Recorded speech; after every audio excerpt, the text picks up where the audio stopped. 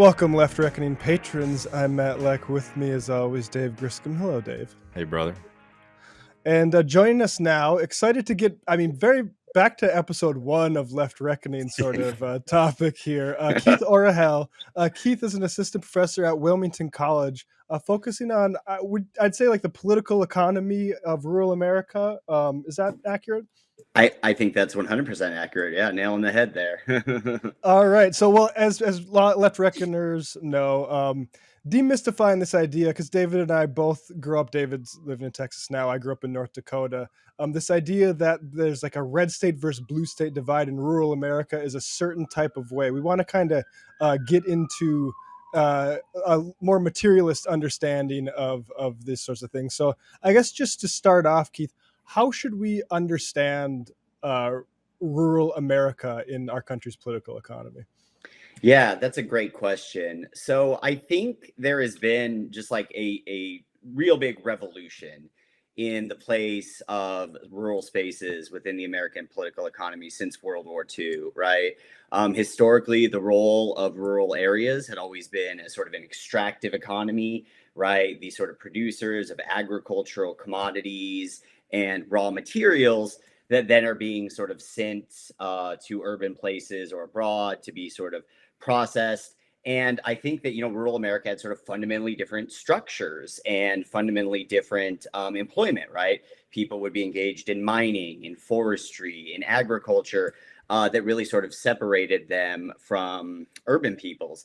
Now, what you've seen since World War II is a really fascinating sort of dichotomy, where on the one hand, there has been this incredible convergence between rural and urban spaces, right? With the decline in agricultural employment, with the sort of shriveling up of mining and forestry jobs, and the sort of widespread industrialization and expansion of the service sector within rural areas, thinking vis-a-vis things like, J.B. Hunt trucking, Walmart, stuff like that. In a lot of ways, rural areas have come to resemble urban spaces much more. So what I would sort of argue is there's been, to some extent, this really incredible sort of change that there's not really a major difference in kind, right? But at the same time, there's almost been a widening of the difference in degree, which is what we've seen in the last several decades is, the sort of, especially since 2008, is the sort of flourishing and growth within metropolitan areas, and where significantly they've gotten like a monopoly on like the really high-end industries and sectors within the American economy. So think about like finance, real estate, tech, information. All of those are really sort of wedded to these metropolitan spaces because of their advanced infrastructural, their sort of scientific college talent and things like that. And rural America has kind of just become like the repository of what's left over, right? It's almost like rural America is like the Wario or like Bizarro Superman of urban economies. It's like this warped, sort of askew alter image where what it really has is a lot of industries that tend to be sort of stagnating or even declining. Manufacturing, which used to be its big linchpin, has been like really plummeting since 2000. A lot of sort of retail, a lot of food services, a lot of sort of other just kind of bottom of the barrel. And to some extent, I think this is a big crux of why we've developed this really intense rural urban divide, right? In many ways, this sense that like they're doing the same kinds of work, they work in the same sectors. There's not this clear structural materialist difference between their lifestyles or their day-to-day lives, but there is just this tremendous divide in terms of prosperity, in terms of wealth, in terms of quality of living, that I think that drives just a lot of sort of frustration and anger from those who, as is awfully said, feel like they've been left behind. And I think that like one point that people are making a lot that I think really like highlights what you're getting at here was, the past couple of years when we were seeing like that strike wave. I don't know if we want to call it a strike wave, but like a lot of these big strikes were happening in like rural parts of the country versus most people, might be expecting it to be the opposite. Right. Yeah. No, I mean, I think there has been, sort of a lot of, frustration from the rural working class about just, the quality of what's available in terms of work within their universes. The fact that, yeah, I mean, a lot of them being sort of presumably sort of wildcat operations and things like that, because, you know, that's been another big difference since World War II is, you know, the New Deal model being the sort of urban industrial unionization, go for the big industries, the big plants, that when a lot of factories began sort of dispersing out to the countryside during the 50s, 60s, and 70s, it was a very difficult shift for the sort of traditional union framework to deal with, right? It's much harder to go out and sort of organize 50 small branch plants. And that was an intentional decision made by sort of management. And yeah, I think you have seen a lot of sort of energy coming from these rural working class sectors, as the realization is that, like, you know, you're going to have to sort of improve your position with what's available in these areas, because it does not seem like there's, you know, a ton of sort of economic development or growth basically taking place. Yeah. Yeah, Keith, how regional is this dynamic? Because, you know, when you describe this, my mom comes from a small farming town, Hankinson, North Dakota. There were dairy farmers and, you know, other things.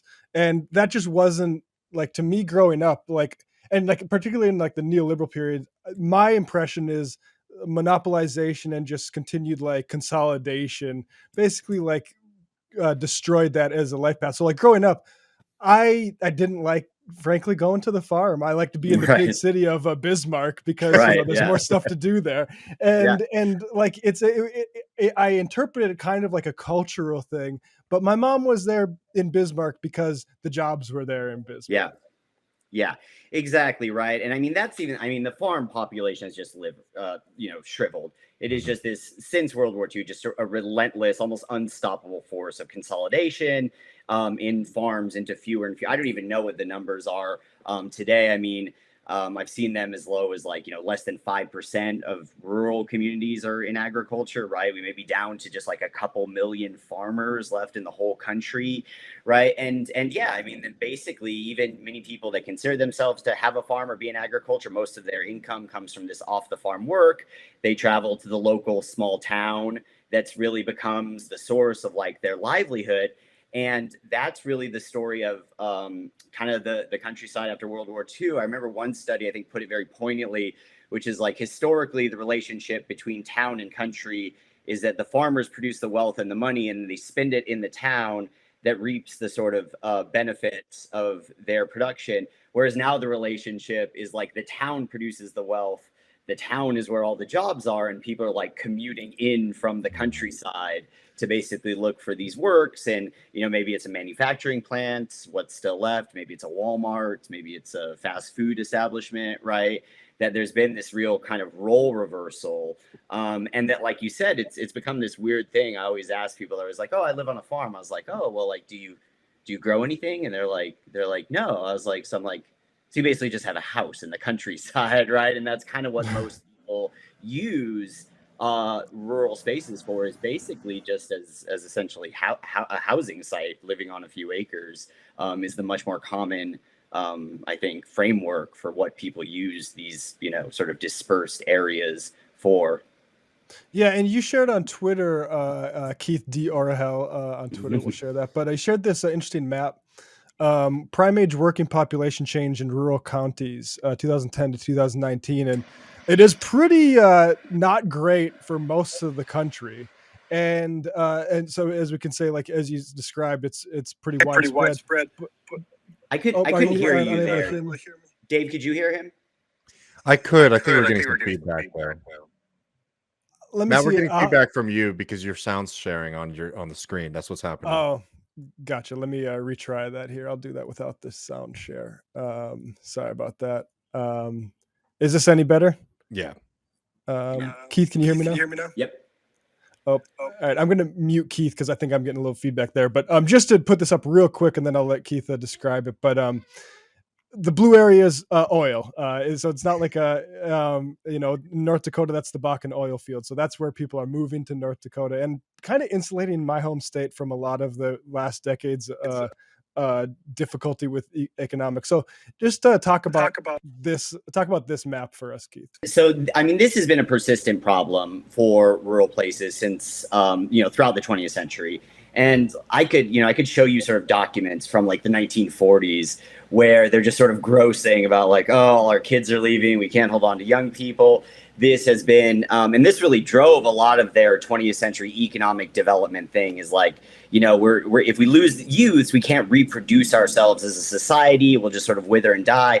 But I mean, it has become, I feel like, just an epic problem in the 21st century as our economy becomes so geared towards tech, right? Towards finance, towards all of these things that require college degrees, if not sort of advanced degrees, and in which most of those industries are overwhelmingly drawn to urban places, right? I sort of made this joke one time that like, for all of the problems of like industrial development and trying to attract a factory in the years after World War II, there was like a democracy to it. Like most towns with like a relatively minimal amount of preparation could sort of get a little plant, right? I mean, the idea that they could get like a tech firm or they could lure a Silicon Valley startup to like, North Dakota without, fiber optics and things like that, and this really sort of sophisticated infrastructure is just inconceivable, right? So I think that there has been this clear situation where in the last 10 to 15 years, the youngsters, they go off to college, they leave their rural towns, they get a degree, and they couldn't even go back if they wanted to. I mean, there's just nothing for them to do there with their education. So they move off to the city. And then these communities don't have working age people, right? So if they're trying to attract a business, businesses are like, well, we're not going to come to a place that doesn't have enough like employees that's going to like work there. And it kind of becomes like this horrible death spiral. And I really don't know at this moment sort of how you like pull yourself out of that as it sort of continues to snowball and really sort of escalate in the last couple decades. Yeah, it's depressing because, I'm from North Dakota. I'm living in New York, working in media. I have a bunch of friends from Des Moines, and none of them, live in Des Moines anymore. It's, it's a depressing thing. And a lot of us, like a lot of my friends who, when we were in Minnesota State, were on the journalism staff, we talk about like, it'd be nice to go back and like, do it there, but there's just not jobs there yet. Like we basically need to, like, in order to make that happen, we would need to establish ourselves significantly and then go I mean, from my own experience, so I teach in like a rural small town in southern Ohio, and I lived there for the first few years I was working there. But then my wife finished residency as a doctor, and she wanted to do sort of research, a certain kind of sort of medical thing, and the only place she could really do that was like Ohio State. So now we live in Columbus, right? And it was, I was content there. It was fine, but it was just if you're looking for these certain kind of career opportunities, these places, it's very difficult to make work. And it's just, I think there's almost this desire on the part of people to want to situate themselves there, to want to build something, to want to sort of like be part of the fabric of these communities, but without, some way to make a living, it becomes just, nigh impossible. So I wanted to ask you something, because we've covered, for example, like some of the farmland crisis, right? How like a lot of like big companies or like big firms are buying up a lot of farmland across the country. And I was just wondering like how this, like the real estate factor fits into all of this, right? Because I remember like there was a big article about how a bunch of former college football players, early NFL players, like they bought a lot of land in Iowa, like as a collective, right? And it was like, oh, great, they're so smart and whatever. I'm not getting worked up about them. But, right. There's this question is like, are there some winners out there from, the decline in rural life for a lot of people? Yeah, I mean, I'm sure there are, right? I think, those who have survived the culling of farm modernization seem to be doing very well, right? Like those big farmers who are sort of situated very well, those who, I guess farmland is just insane. It is crazy how expensive it is. And so I think for some that have like invested in it as like their portfolio, right, it sort of worked out very, very well. And I mean, there are certain players that have like made out very well in the changes within the rural economy. For one, one thing I think about is like big banks, right? So, we've seen clearly that since the financial crisis of 2008, with like the bailout of the very large banks, that there's been just like incredible banking consolidation, right? A lot of rural small town banks have been sort of absorbed into these broader networks. They've been sort of taken over by these national things.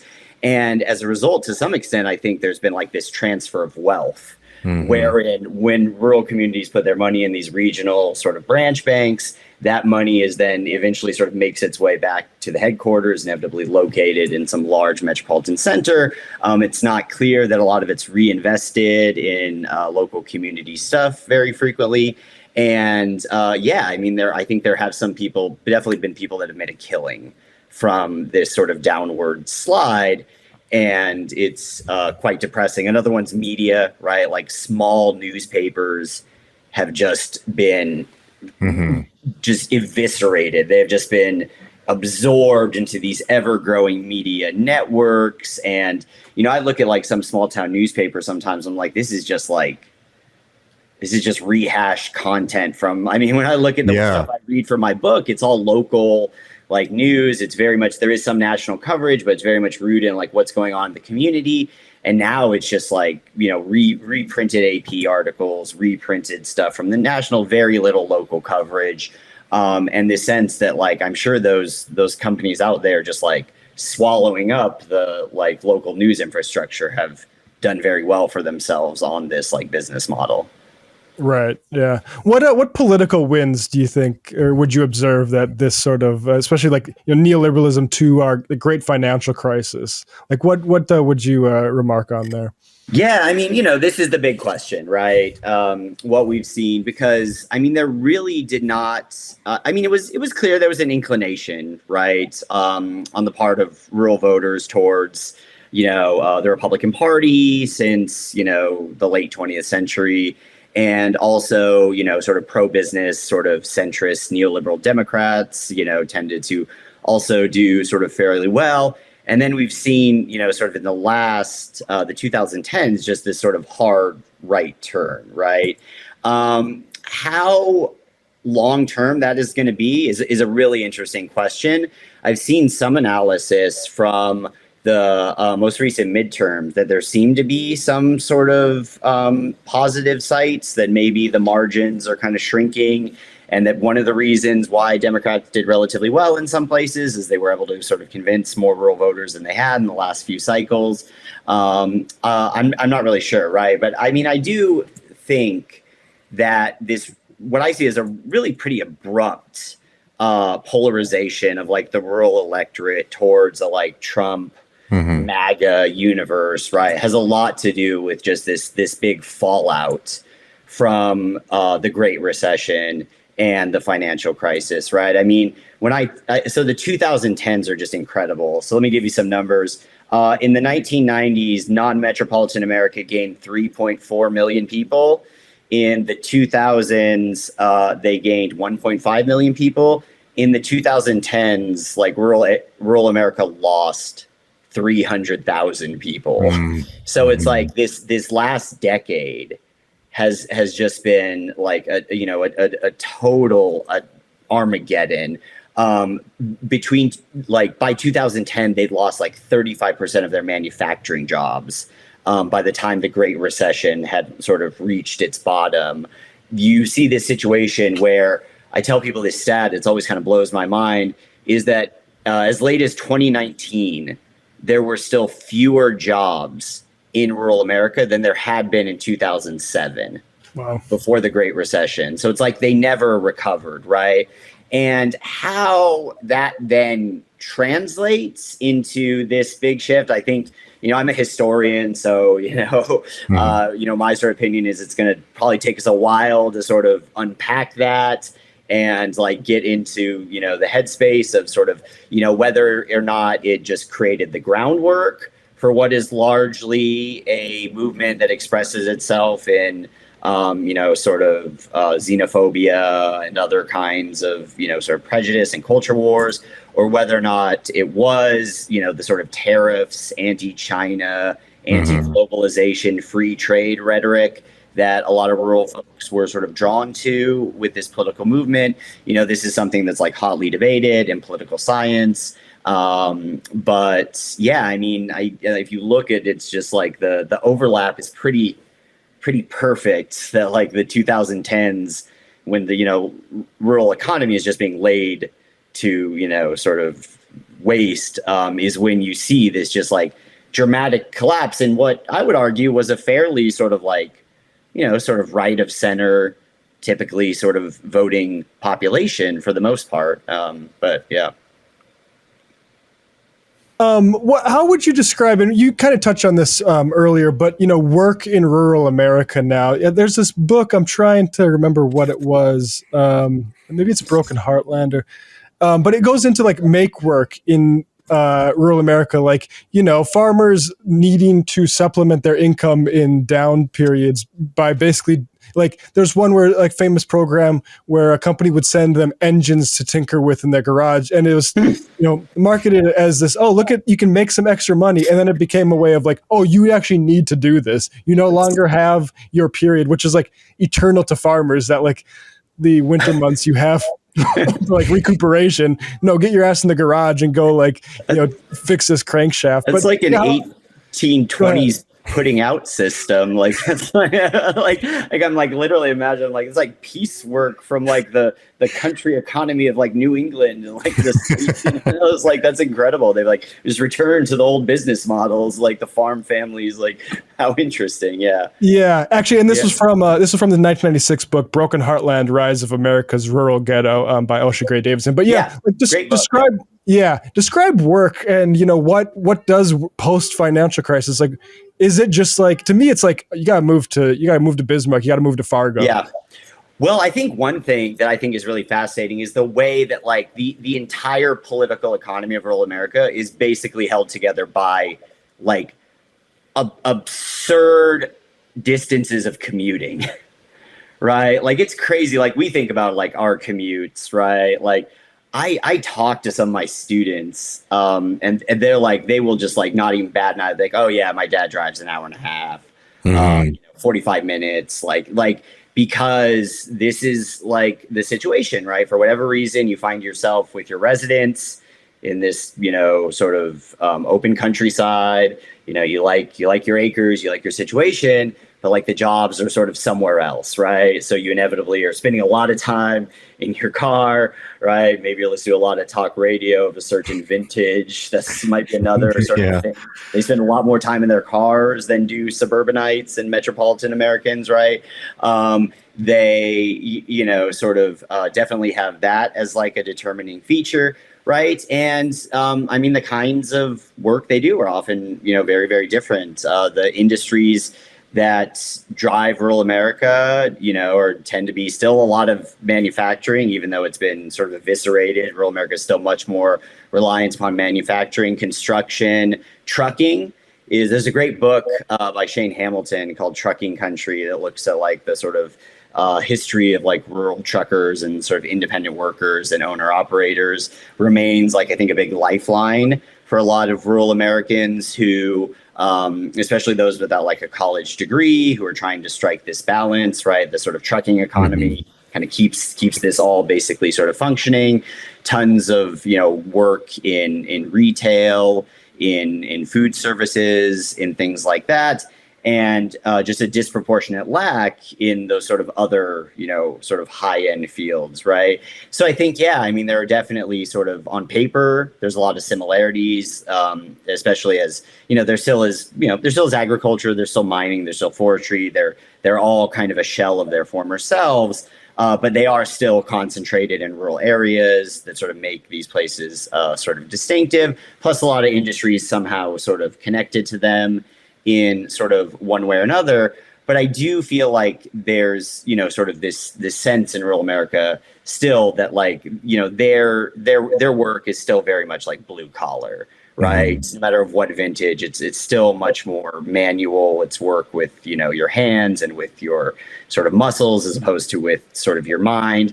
And based on the just sort of economic sectors that thrive, I don't think that's necessarily sort of untrue, right? So I think, yeah, I think there are some distinctive differences, even though, like, you know, if you were to just look at it from like, you know, the census pullout, you're like, oh, they're all in service and like a smattering in manufacturing. And it's like, it's very, very similar to metropolitan areas, but there is like a very big, like, qualitative difference between the types of jobs a lot of them do and types of jobs that like metropolitanites do.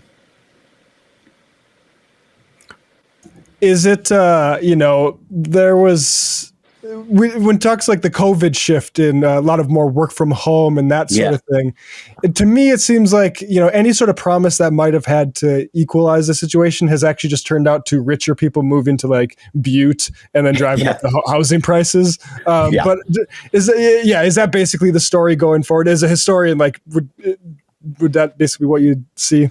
Yeah, I mean, I heard these arguments too. There's like, every few weeks there'd be like some piece like, oh, people can move back to rural. And I was like, well, like, there's the internet problem, right? Which is like, I mean, oh my God, when we switched to COVID, some of my rural students that had to like Zoom into classes, like they were just fucked, right? They could not like get it streaming. There were so many issues. Their internet. I had students that would just very regularly Zoom in from like the McDonald's parking lot because that's got to be just, I mean, radicalized, because my girlfriend's going to nursing school and like that shift too. And like, these are people that are trying to get into the workforce as nurses. Yes. And literally we just don't have an infrastructure to provide them that opportunity to best, you know, prepare themselves. And that requires, and has always, like, rural electrification. This has always required state action. Yeah, exactly. And, you know, I think my book, one of the things that I really found is, you know, one of the reasons why I would argue there really has been a kind of centrist nature to a lot of rural politics since World War II is like, you know, the old sort of small town booster class was very aware. They're like, no company's going to come here if we don't have sewage and water and roads. And they're like, you know, they actually, you know, were big sort of behind and sort of investing to prepare this. I think what's happened since 2008, though, is like a lot of that class has just been devastated, right? Like the small banker, gone. They're just part of these big branches. The small newspaper editor, gone, right? They're just part of this big new situation. The people who oversee it may or may not have any attachment to the local community. On top of that, it seems like money for investment in small businesses and like local loans really sort of dried up with the consolidation of banking, right? When the mentality of these big branch banks is like, not how do we grow this local economy for secondary benefits because we live here. It's like, where can I get 6% back on my money versus 5%, right? There's no loyalty to this sort of communities anymore. And also just, I mean, I think the big problem too is like the aging of the population, right? I mean, as both the boomer rural cohort reaches, you know, this end of their working lives, I mean, a lot of them, they don't want to foot the bill anymore for bond issues to improve schools, right? Like their kids are out of the house. The rural population is getting so old. People don't want to pay for these investments because there's a sense that it doesn't benefit them.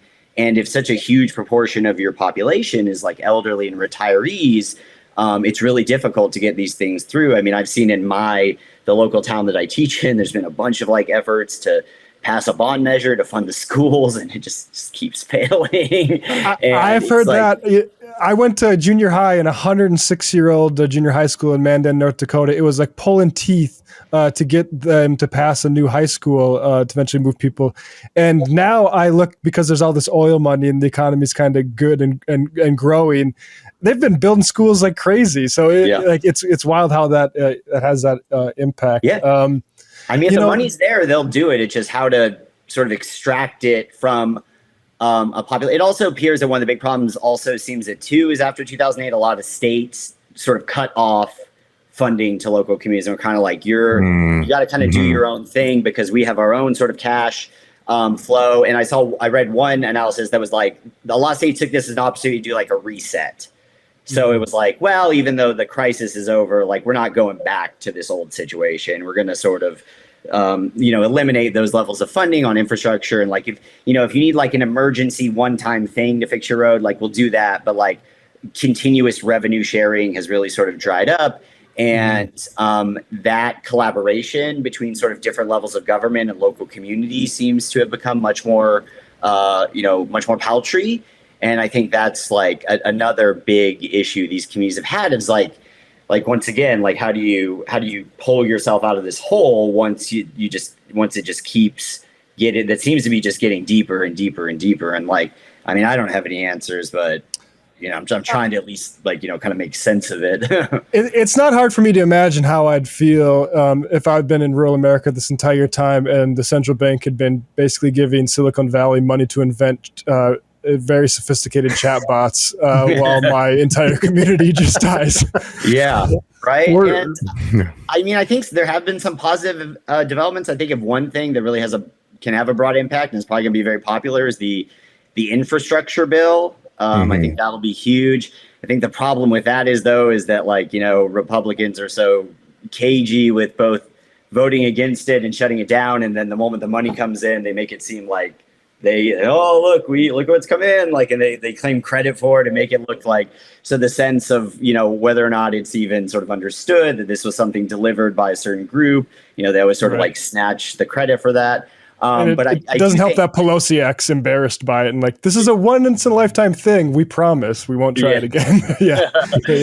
But I do think at the end of the day, like if we want to believe that like it's possible to live in a much less toxic and polarized society, like rebuilding rural America is like a good thing no matter what, right? Because my sense was from the book I've written is like when they have a sense of hope and that there's possibility that their communities can be revived, that there's some hope for growth and expansion, that it mediates, from really fringe-like politics. I mean, I think about, and it's not impossible. I mean, one thing I always like to tell people about that almost no one's ever heard about is like, do you guys realize that like there was a rural renaissance in the 1970s, right? Like the 1970s nationally is like supposed to be this hellscape of economic life, right? Like oil crisis.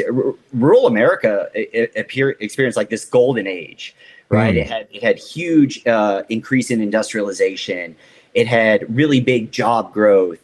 For the first time, more people moved into rural America than left for eons. And it really reversed this tremendous free fall that the countryside had been in since World War II from agricultural consolidation, and really was achieved by, in large part, huge investments by the federal government, in the whole array of programs to create the conditions that made this possible. It can be done.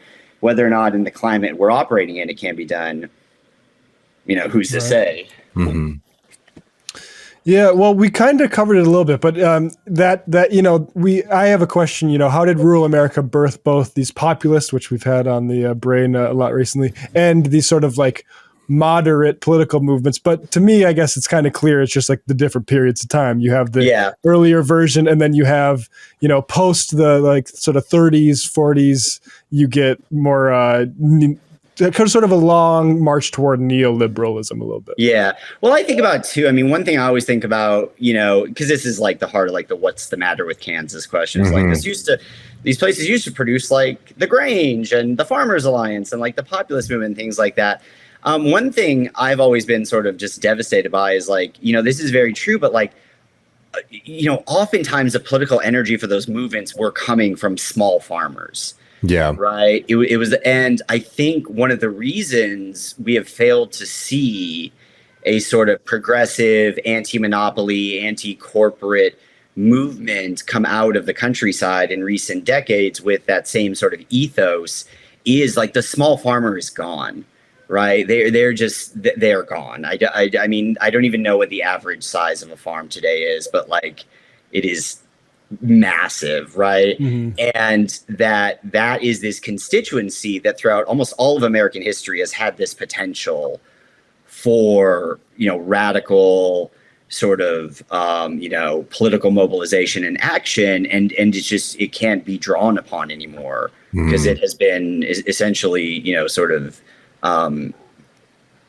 its existence has come to an end by and large. Right. When that exactly, when is its end date? Who knows? But it's just like it is a very small constituency these days, and they had been really the bulwark of almost all of those movements.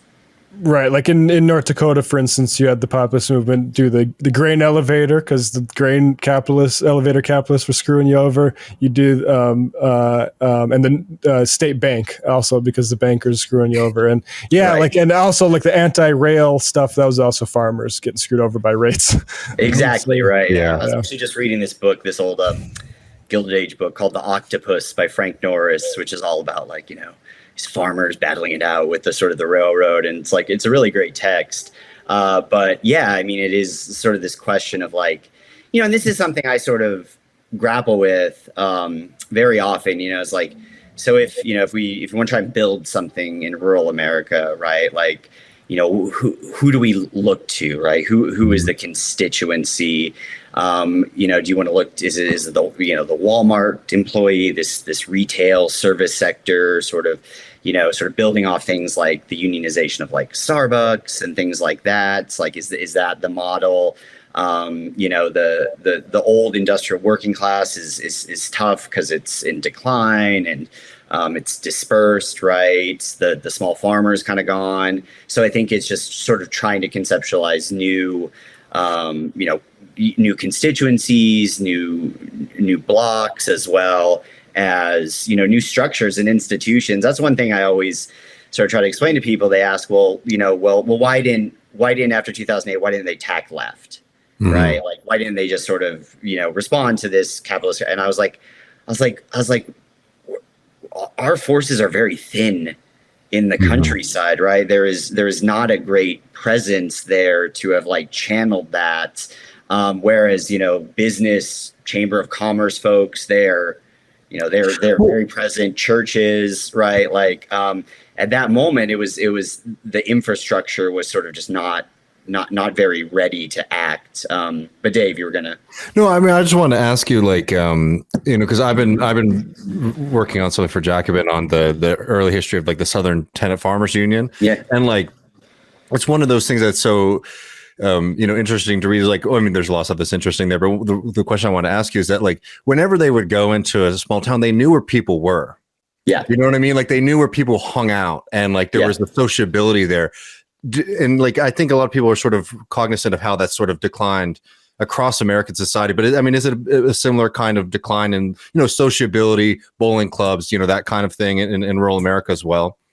Yeah. I mean, I definitely think so. I mean, I think it is, there's, as, it becomes more of like a dispersed society, right? I mean, my sense is, there's sort of less of this familiarity.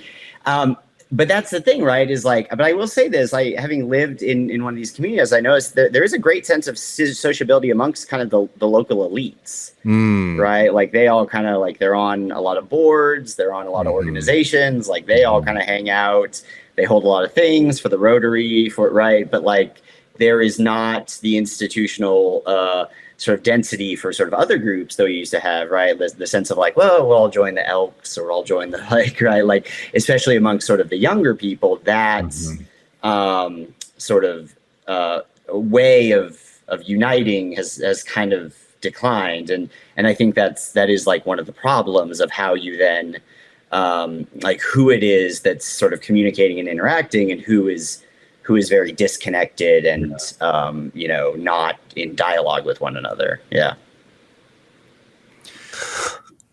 Go ahead, David.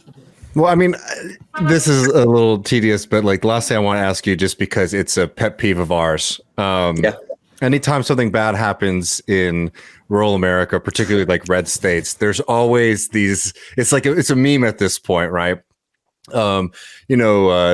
The basically like red states, rural parts of the country, they're just moochers. They're stealing from us, nice fancy folk in the cities. I mean, how would you respond to that? I mean, I think that's just like, I'm never of the mindset that like the government like distributing more to some people. I also find that just so interesting because it's often coming from people who consider themselves like left liberal. And I was like, but you would defend this to the death if this were like Social Security or payments to, you know, families like in cities who are just like scraping by, right? Like, but you know, it's like they think the guys driving big trucks with truck nuts are like welfare kings or something like that, and it's like that's not where that money's going. Yeah.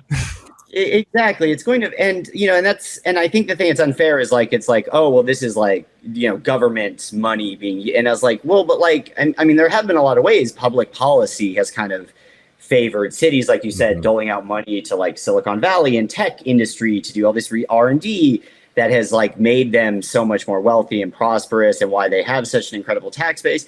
But it's also this sense that like, yeah, it's like, oh, well, they're like, look, they're getting this bonanza and they have so much more political weight. I was like, then why are their economies such shit? Like, you're acting like they're like living this like this just like this bounty of just like government dollars and political power, and they're just like, I was like, they're all way poorer than you. Yeah.